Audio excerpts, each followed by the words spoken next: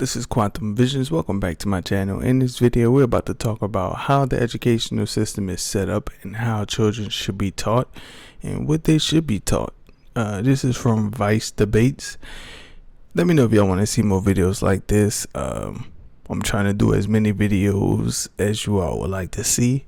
And I thought this was an important one to touch on.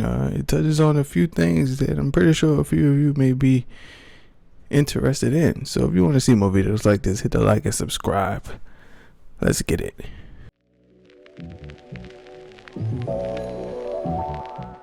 Who should decide what's being taught? Parents. I think that parents should have a huge say in what's going on in the classroom because it's their kids, not ours. As a public school teacher 15 years, I was always aware that these are not my children. We have to make sure that we're respecting parents and their beliefs and their values. I definitely agree with her. I would prefer to determine what my child was being taught. If y'all haven't seen the wave, a lot of people are homeschooling their kids these days because they're not in agreement of what they're being taught and how they're being taught and how a lot of children learn different, and you have to adapt to that, and every child doesn't have the same learning capacity.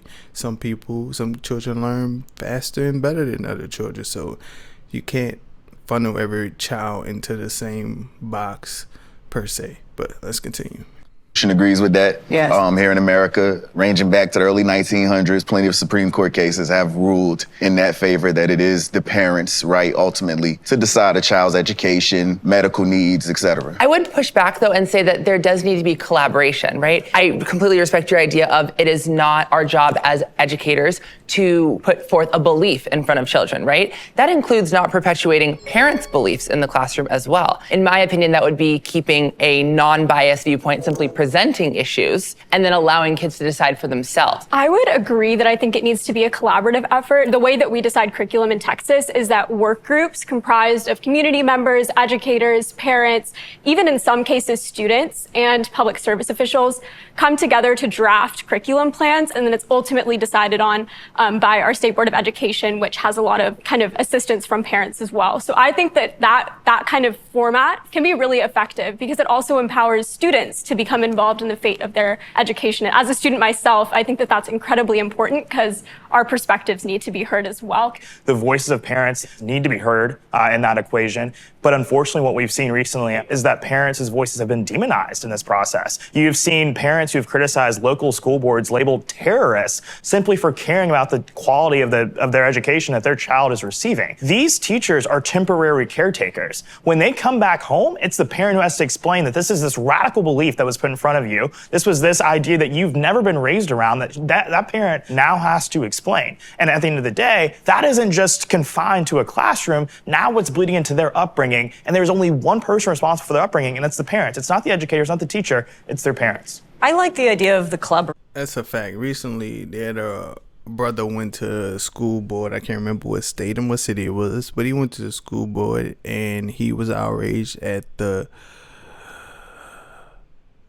LGBTQ agenda that was being pushed into school, and the books that he showed were very graphic, like rated R graphic. Like, they should be nowhere near PG-13, nowhere near those types of a student, those types of schools.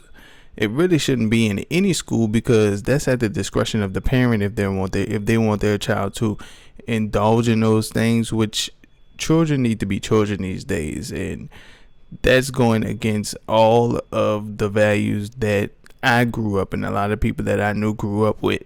But let's continue. And obviously parents' voices belong at that table. I also like the emphasis on students having a say in this, and also other people adults that aren't parents. I'm invested in that too, even though I don't have children of my own. And I hear what you're saying about having to, like, parents needing to confront or address, I guess, like what kids are learning at school. But giving kids the exposure to other ideas or other things that they wouldn't be exposed to otherwise is, I think, part of what's going to help raise the next generation of people that are able to look outside their own lived experience. But I think that oftentimes those different ideas are presented in the classroom as a student as the only idea. When you're being taught that, there's this many genders or anything like this, where you haven't been exposed to that in your own household, it's being presented as like the end all be all when it actually isn't. It's about educating and not indoctrinating. As long as that is presented as a counterpoint to, well, there's people who believe this, but there's also people who believe this, that's okay. The reality of it is that in most classrooms across the country, that isn't what's happening. And to piggyback off of that, one side is labeled as a bigot, white supremacist, homophobic. There's a lot of parents in America that are Christian or, they believe in two genders, gender binary. And if you say that as a teacher, especially, you could be labeled as homophobic. So there isn't this unbiased classroom because there's one side that can't really be, as loud as. Yeah, it seems as though right now in America, our voices are being squashed by people who are sensitive about what they're feeling and the things that they're going through with their own body, and everybody has to pretty much step on eggshells when it comes to talking about these things around those particular people because it's going to offend them, when in all actuality the people who actually want to express themselves about it are being discriminated against because you can't say anything. What if this person feel like they don't want to be around heterosexual people, but that's okay for them to express that, but the heterosexual people can't express however they may feel about being around the LGBT people. So I mean, it's just it's no fair when it comes to people like myself and people that I know who don't subscribe to these types of agendas, and it's starting to really show right now in America. Other side without risk of losing our jobs even. But you two are kind of the ones that brought in the conflict of like there is an indoctrination going on and only one side it has this opinion and this side is not allowed to talk and we have to be quiet, when really you guys are actually the loudest in regards to this issue thus far, right? Now, yes, so in this so room, yes. I wouldn't necessarily say that that's the quiet. What I would say though is like I do want to push away if possible, and I'd love for you to hear this, right? Is that before they push away, it's an open sector right now. Like they can talk amongst themselves and in an open debate without having any social consequences coming against them. Like if they was talking about this on their job in the break room, something they probably would be brought to the office or gotten written up for having this conversation in the office with someone that's with that community if they felt that they were being discriminated or disrespected or slandered or something like that. So this is an open debate where you can talk about these things without having some type of a repercussion come behind it, and you can't get mad at that. Of someone sees me and they go, oh, you're one of those that teach that there's 72 different types of gender. Desmond Fambrini, he, him, gender fluid, bisexual. My students do not know this because it doesn't come up because I'm a learning specialist and it's my job to educate and teach a curriculum, right? Now, if I'm asked directly by a parent or if there's confusion, oh, why do you wear makeup? Same reason why girls do, because it's fun for me. It doesn't need to be this very controversial, I'm gonna mess with this child's upbringing, they're gonna go home and they're gonna turn into a gender fluid and they're gonna think there's 72 genders. I think that's a question you say you should go ask your parents about how they. Right. However, what this guy just said, he said he's a he, so I'm gonna say he. The guy with the makeup on, he said he wears the makeup not because he's feeling like a female, because it's fun. And there are lines drawn in the sand when it comes to a gender. Normally, girls wear makeup and lipstick and all of that. And generally, boys don't. And boys don't indulge in that for fun. Boys typically do roughhousing things like wood shop or some type of a sport or something like working on a car or something like that. Boys don't typically play with baby dolls. I mean, having a Teenage Mutant Ninja Turtle toy isn't a baby doll. It's a toy. It's something that is practically any gender can play with that. But when it comes to girl toys are for girls. And when you allow boys to play with those toys, they can become feminine. Not saying that excuse me, Not saying that they will, but it's a high percentage. It's highly likely that they would.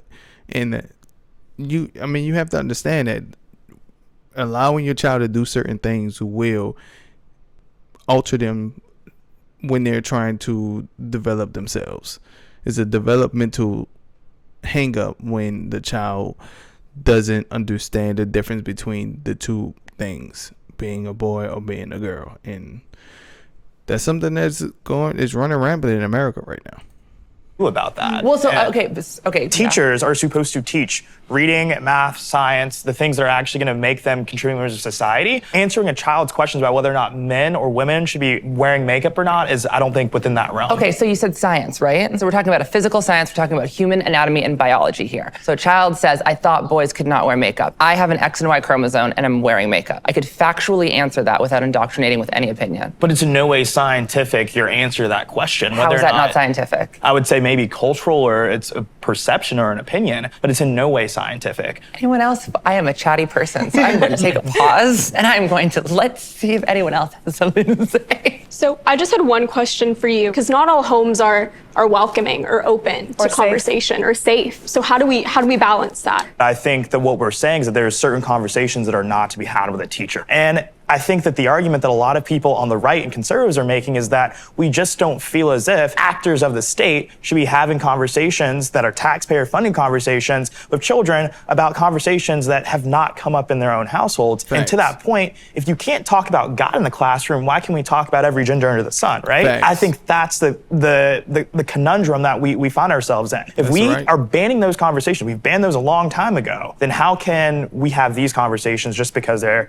belong to a different side of the political class? Exactly. So I think we actually talk about God in the classroom all the time, right? Yeah. Who's taught religion? Who's taught world religions? Who's taught like history in the way that, Puritans, and that's okay, because God is part of the fabric of history and whatever else. We talk about it from a development perspective. This is how Christianity originated. This is how Islam originated. We don't talk about this is what this gender is, and this is if you feel this way, then there's gender affirmation therapy, all those things. I think you actually bring up a really good parallel of I feel comfortable and I feel like it is okay to talk about identity issues the same way we talk about God. Not indoctrinating anyone, not telling this is what you have to be or you have to believe, but saying this is something that some people believe. But in the sense of gender identity, I don't see that parallel. How is that making someone more literate, more successful? What I hear you saying is that learning about different gender identities does not make somebody a more considerate, well-rounded person, but learning about different religions does make you a more considerate, well-rounded. I'm saying that is a part of history. I don't understand where gender identity falls within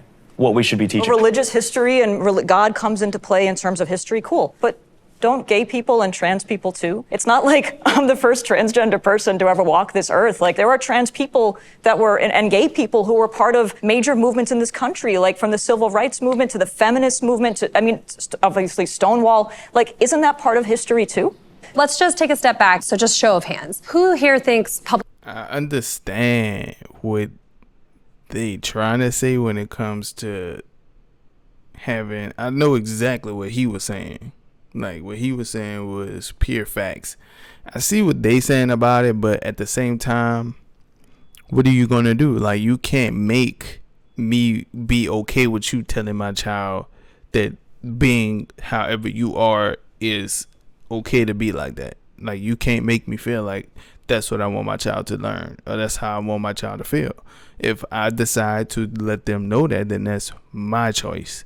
Just like you don't allow certain church groups and all of that in schools to teach whatever. I have a class specifically on Christianity or Islam like that, then I should not be okay with you allowing for my child to understand these different things that you're doing with your body in your bedroom. That don't have anything to do with my child.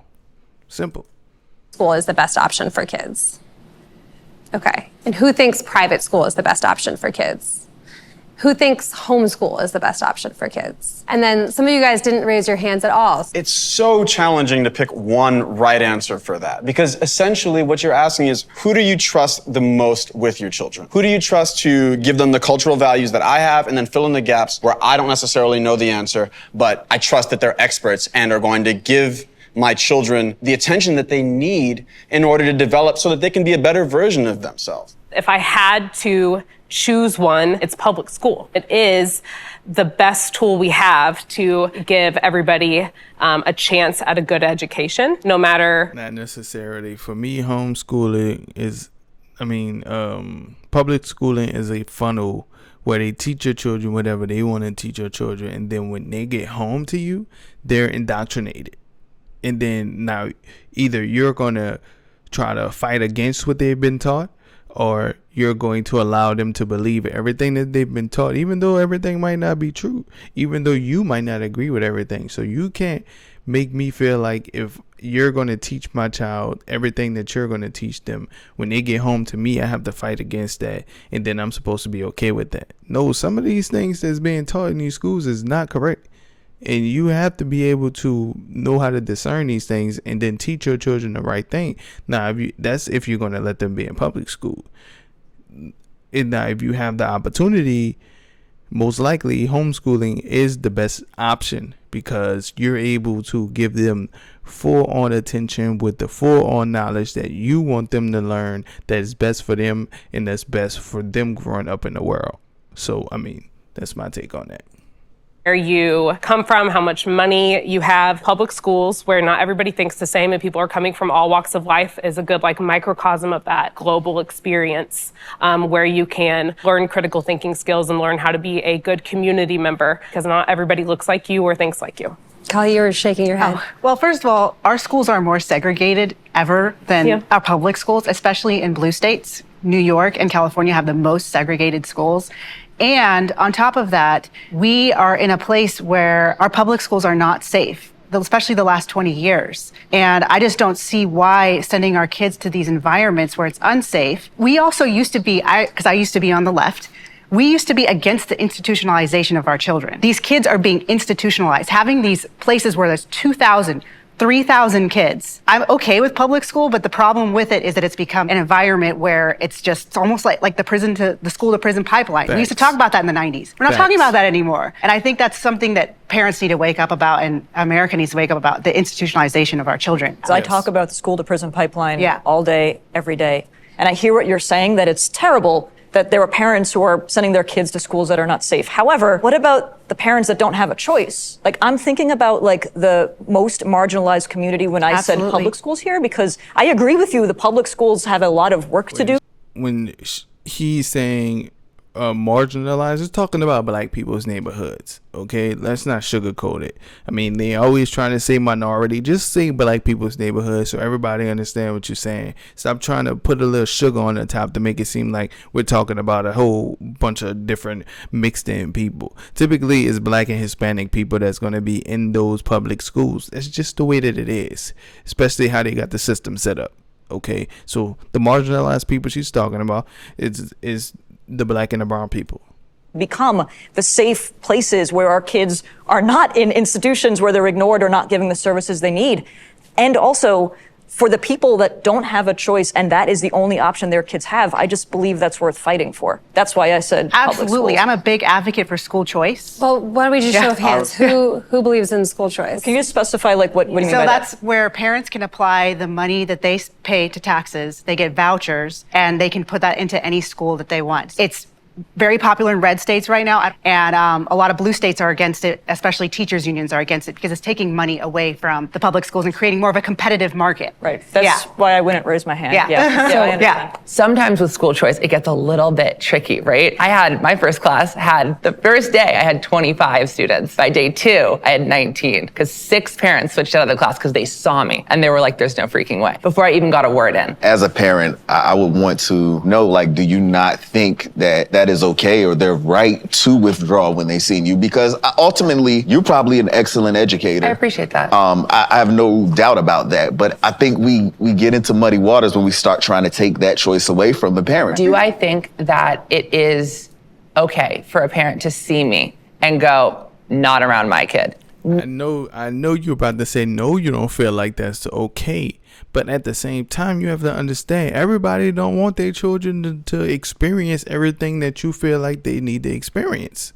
Just like you can't bring your kids to a strip club, okay? If you was to take my kid to a strip club, not saying that this guy is a stripper, but I'm just saying, and just giving you an example. If somebody was to take my child to a strip club and I don't know, then I'm going to feel like you betrayed me. Because you're showing my child something that I was not ever going to show them unless it happened to come up.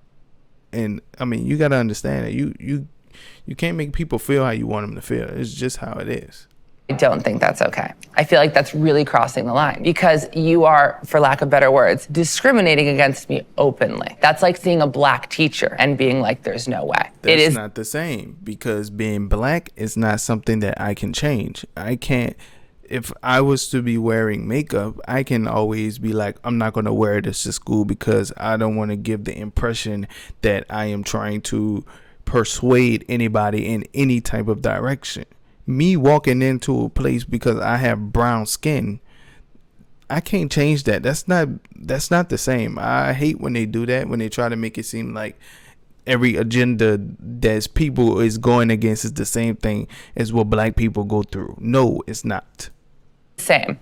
It is the same. It's Not still quite. the right of the parent to make that decision as to whether or not they want their child to learn from you. Okay. Like, it's still that parent's right. Like, you can disagree with their motivations, their motives, their ideas, Would you but say it that- is still their child. This started around school choice. Even if you want to decide on a different learning environment for your kid, the people that do not have the option to send their child to a different place, the bar should not be so low. And that's my concern with school choice, is that sometimes people think that if everyone flees to the suburbs, who is teaching in these schools where everyone has decided they don't want their tax dollars going to? And that's one of the big concerns. With funding of education being the way that it's set up, it essentially makes it so that the people that are stuck with these as their options don't end up with as good a school. And everyone deserves to have their kid go to a good school. Right. Well, if there's school choice, they won't be stuck with those options. They can have other options. That's the whole point of that. Also, it is the school district's job to appropriately use those budgets. Most of the budget in the schools aren't going to the teachers. We got cafeteria workers, janitors, all of these people that are getting paid. It used to be 9 out of 10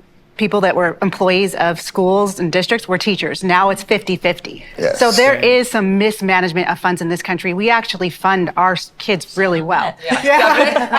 Speaking of mismanagement, some funds. Have y'all been to America? Do you see where they're putting the money? Because I have no damn clue. Okay, so when it comes to the school board on the lower level, of course they're gonna mismanage the money and swindle some of it and all of that, whatever you want to call it. They pocketing some of that money, and that's just the way that it is. This is America. Okay, man, this video right here, it gets deep, it gets heavy. If you want to see more videos like this, hit the like and subscribe. I try to give y'all videos that are practically controversial, but stuff that you can talk about and stuff that we can try to get to a middle ground on. It's just crazy out here. If you want to see get more of the notifications, hit the notification bell so you can see when I post all on my channel. If y'all want to see more videos like this, hit the like and subscribe. Let's get it.